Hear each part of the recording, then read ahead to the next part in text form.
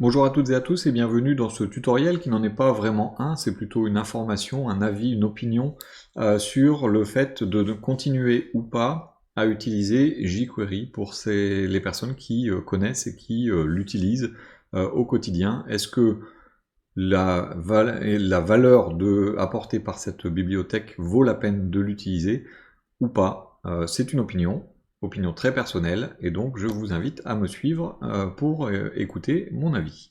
Donc pour commencer, jQuery, c'est quoi? C'est une librairie JavaScript qui vous permet d'ajouter des fonctionnalités au niveau de votre code, de simplifier l'écriture de votre code et surtout donc d'avoir un code qui soit compatible avec tous les navigateurs. Donc globalement, il nous indique, quand c'est sorti en tout cas, il nous indique que on avait beaucoup plus d'avantages à utiliser jQuery que à essayer de tout faire avec JavaScript. Si cette affirmation était vraie au moment de la sortie de jQuery, c'est-à-dire en 2009, il y a un peu plus de 11 ans, eh bien, elle n'est plus forcément vraie aujourd'hui. Donc, tout d'abord, pourquoi? Simplement parce que donc on va ajouter, comme indiqué ici alors quand je sélectionne ça se voit pas bien, mais comme indiqué ici sur l'information Lightweight Footprint, c'est que 30 kilooctets. 30 kilooctets, c'est tout et rien à la fois. C'est beaucoup, c'est peu. C'est beaucoup si vous faites attention à chaque octet que vous allez utiliser, c'est beaucoup si vous avez un site à fort trafic et qui doit télécharger jQuery pour chacun des visiteurs. C'est peu pour des sites qui potentiellement sont déjà énormes et n'ont qu'une différence de 30 kilooctets sur une page. Alors c'est sur une page ou sur toutes les pages, mais c'est peu et beaucoup à la fois. Personnellement, je trouve que c'est beaucoup pour une librairie qui aujourd'hui ne rapporte rien en fait, ou quasiment rien. C'est une librairie qui est compatible et vraiment totalement compatible avec CSS3. Donc les sélecteurs nous permettent d'utiliser donc les sélecteurs CSS3 et surtout donc gros avantage tout de même, c'est qu'il est cross-browser comme on dit, c'est-à-dire que le code est fait pour fonctionner sur tous les navigateurs anciens, récents, voire même futurs, d'après ce que dit la doc de cette bibliothèque. C'est bien de dire on est compatible avec tous les navigateurs, mais sauf que maintenant, le gap qu'il y a entre les navigateurs est quand même relativement restreint, et le code qu'on va écrire en JavaScript dit Vanilla sera très peu en fait influencé par le navigateur sur lequel on va l'exécuter. Alors pourquoi on le garderait, pourquoi on le garderait pas? Donc déjà, si on fait un peu d'histoire, au tout début, je vais créer un nouveau fichier, hop, voilà, je vais mettre ce fichier en JavaScript. Au tout début, donc lorsqu'on devait manipuler notre DOM, puisque c'est quand même la manipulation du DOM qui est au cœur de jQuery, eh bien, si on devait aller chercher une balise particulière, il fallait qu'on fasse un let, alors c'était var même, mais balise égale, hop là, je vais y arriver, document.getElements by className, et ensuite, by tagname, pardon, pour aller chercher une balise, ce sera mieux, et ensuite dire par exemple P. Ensuite, il fallait, si on voulait par exemple mettre un écouteur d'événements sur ces différentes balises P, il fallait faire un for, donc let i, donc je vais mettre, si je veux mettre i, c'est pas grave, égale 0, i inférieur à balise.length, i++, hop là, i++, suivi ici de i. Non, pardon, balise de i. Add event listener, voilà, clic, et une fonction, peu importe le nom d'une fonction. Ça c'est bien, ça c'était ce qu'il fallait écrire avant, donc sans jQuery, sans rien, pour aller chercher les balises P et mettre un écouteur d'événements clic sur chacune d'entre elles. Avec jQuery, donc ça c'est, on va dire, Vanilla.js. Hein. Vanilla, c'est le JS d'origine. Et là, en jQuery, ils sont arrivés. Alors je vais donner la dernière version en date, hein, mais en jQuery, il fallait faire $p.onClick fonction. Voilà. Non, je ne vais même pas mettre le point virgule puisqu'il n'est pas obligatoire.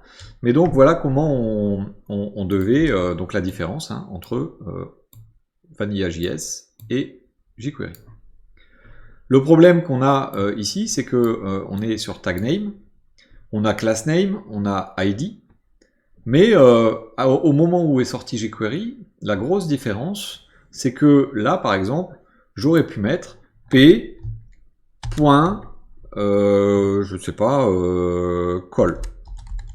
Ça veut dire les balises P qui ont une classe call. Le problème, c'est que avec ce qu'on avait au niveau de JavaScript en 2009, on ne pouvait pas faire ce genre de choses. Donc effectivement, il y a un avantage. Avec un sélecteur basé sur la sélection CSS, vous avez un gros avantage à pouvoir utiliser ça. Aujourd'hui, avec Vanilla.js, je pourrais potentiellement faire, donc je vais remettre le let, hein, le but c'est pas de l'exécuter, hein, ce sont des exemples. Je peux dire let balise égale document.querySelector, donc depuis 2013 hein, on a ça, querySelector all, p.call. Donc je peux utiliser exactement la même syntaxe JavaScript avec querySelector que ce que j'utilisais avant avec jQuery.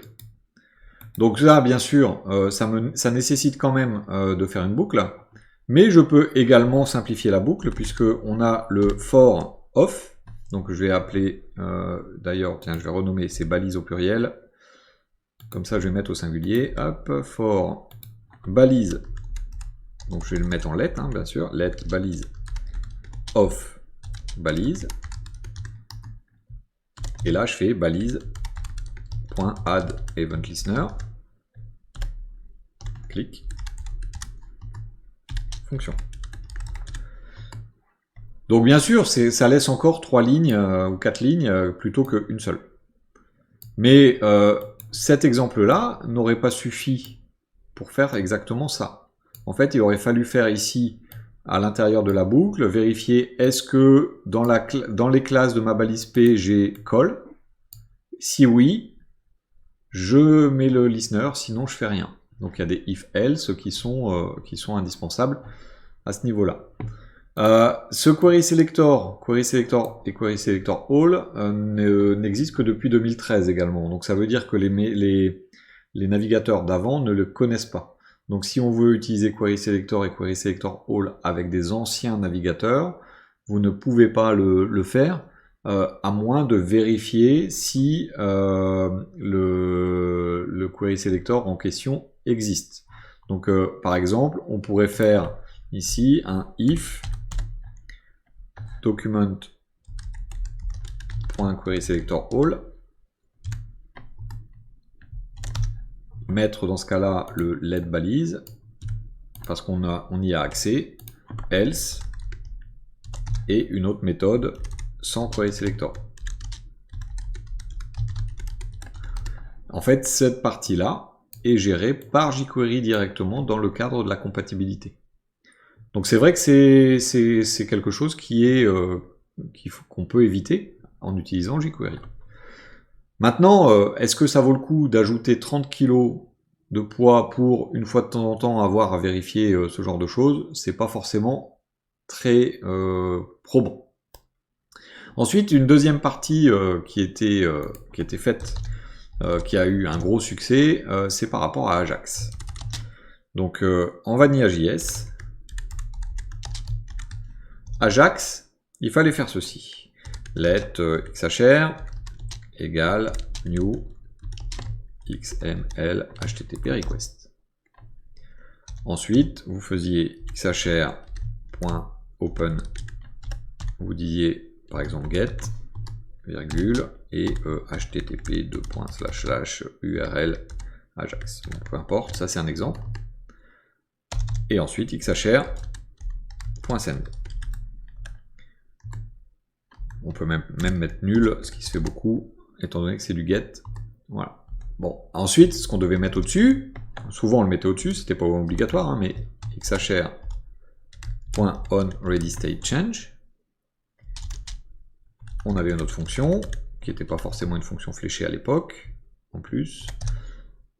Et donc, avec notre fonction, on faisait if this.status .readyState pardon, est égal à 4. Je vais mettre un triple égal pour faire plaisir à Kev. Si le statut est égal à 4, c'est qu'on a fini. Dans ce cas-là, si, enfin le readyState, pardon, si this.status est égal à 200, dans ce cas-là, ça a marché. On traite, donc là, ici, on traite la réponse. Donc vous imaginez, il fallait tout ça.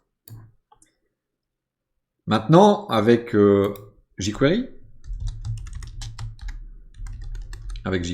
l'équivalent de tout ça, je vais dézoomer un peu, c'est $Ajax, donc $.ajax. Hein. Ensuite, à l'intérieur de $Ajax, on met un objet avec URL de points, et donc là par exemple HTTP URL Ajax.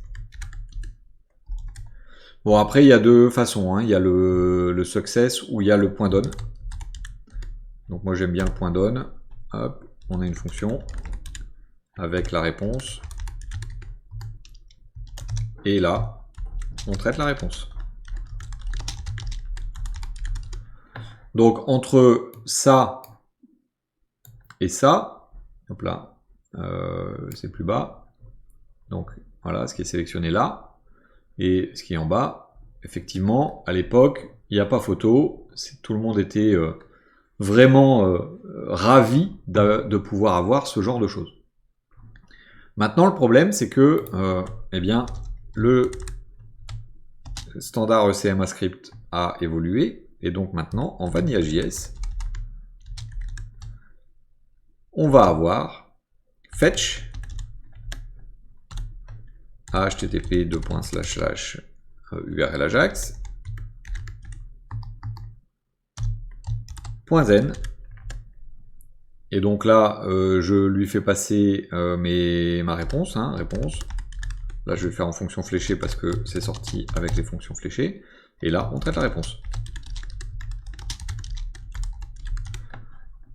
Donc là entre ça et ça en Vanilla.js, franchement, c'est même plus court en Vanilla.js que là. Bon, vous allez me dire, tu aurais pu marquer URL comme ça et ça aurait pas été plus court, effectivement. Mais on peut tout mettre sur une ligne aussi et ce sera pas plus court, et ce sera pas plus long. Mais donc globalement, le retard qu'avait ECMAScript en ayant tout ce code à faire et qui avait été simplifié par jQuery ici, a été rattrapé, en tout cas pour Ajax, a été rattrapé à ce niveau-là. Donc, franchement, l'avis personnel que j'ai, c'est que si vous n'avez pas besoin de fonctionnalités particulières nécessitant jQuery, vous fatiguez pas avec, ça sert à rien. Il y a plein de façons de faire les choses directement par l'intermédiaire donc de Vanilla.js, donc du JS propre, JS d'origine. En plus, il y a des gens qui croient que jQuery est un langage alors que c'en est pas un, et donc ils disent « Ah oui, mais moi je sais le faire qu'en jQuery, je connais pas JS. » Malheureusement, faire jQuery sans connaître JS, c'est un peu comme de vouloir courir avant de marcher, quoi, hein. Le principe, c'est que jQuery utilise JS, et donc il est nécessaire de connaître JS avant de connaître jQuery. Donc si on regarde aussi dans les avantages hein, quand même que peut avoir jQuery, parce qu'il peut y en avoir, c'est qu'il y a pas mal de plugins, comme par exemple jQuery UI, qui vous permet d'ajouter des fonctionnalités draggable par exemple pour déplacer des éléments, le droppable pour aller faire un drop quelque part. Donc effectivement, si vous avez besoin de choses comme celle-là qui vous intéressent et qui sont pourtant hein, faciles à faire sans, eh bien oui, utilisez jQuery. Mais ça va apporter de la lourdeur à votre site en termes de fonctionnalité, non, mais en termes de capacité et de charge disque et de transfert de données, ça va ajouter, par rapport à ce que je peux en constater, ça va ajouter des choses inutiles.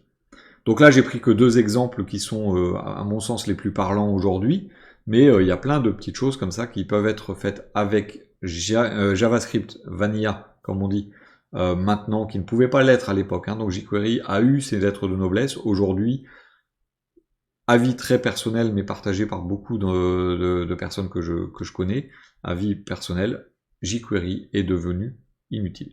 Voilà. Donc c'est tout pour aujourd'hui.